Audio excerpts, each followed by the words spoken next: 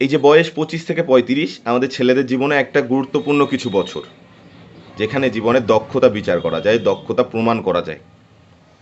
এই 25 থেকে 35 বছর জীবন আমাদের সেই বাঘ, যেখানে সময় শুধু সময় নয়, এটা ভবিষ্যতের একটা ব্লু প্রিন্ট।